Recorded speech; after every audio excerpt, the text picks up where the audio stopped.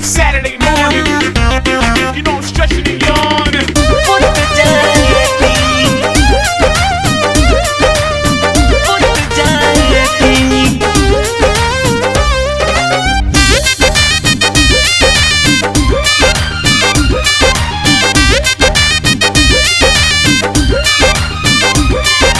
जागल बड़े ससुर जी बुझाता आवाजाही दम धरी कहाँ हम करिले मनाही राजा जी जागल बड़े ससुर जी बुझाता आवाजाही दम धरी कहाँ हम करिले मनाही अभी ये न रात बीतल जाता सबका के पहले सूत जाए दी अभी ये न रात बीतल जाता सबका के पहले सूत जाए दी सासू जी के घर में के दिया सासू जी के घर में के दिया पिया जी पहले बुत जाए दी ए जी सासू जी के घर में के दिया पिया जी पहले बुत जाए दी।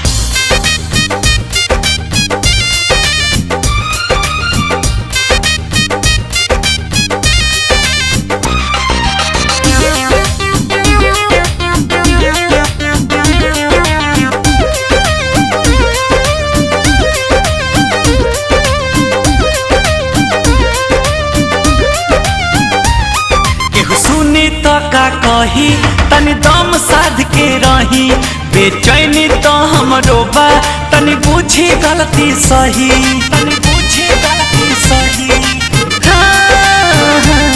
केहू सुनी तो का कही तनी दम साध के रही बेचैनी तो हमरो बा बाकी बुझी गलती सही करतारी नाना तो पढ़ाई बस उठ जाए दी ए जी करतारी नाना तो पढ़ाई बस उठ जाए दी ए जी सासू जी के घर में के दिया ए पिया सासू जी के घर में के दिया पिया जी तनी बुझ जाए दी हाँ सासू जी के घर में के दिया पिया जी तनी बुझ जाए दी।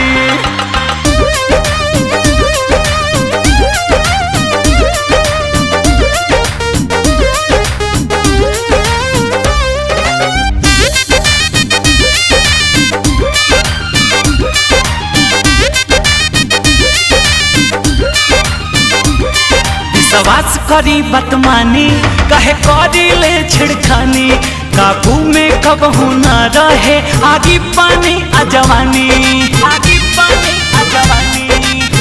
हाँ। विश्वास करी बतमानी कहे करी ले छिड़खानी काबू में कबहू न रहे आगी पानी जवानी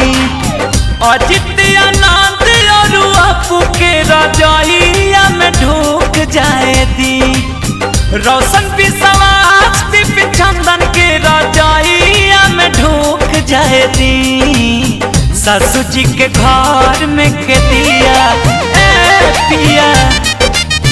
सासू जी के घर में के दिया पिया जी तनी पूछ जाए दी ए जी सासू जी के घर में के दिया पिया जी तनी पूछ जाए दी जागल बड़े ससुर जी बुझाता आवाजाही दम धरी कहाँ हम करिले मनाही अभी ये न रात बीतल जाता सबका के पहले सूत जाए दी अभी ये न रात बीतल जाता सबका के पहले सूत जाए दी सासू जी के घर में के दिया सासू जी के घर में के दिया पिया जी पहले बुत जाए दी ए जी सासू जी के घर में के दिया पिया जी पहले बुत जाए दी।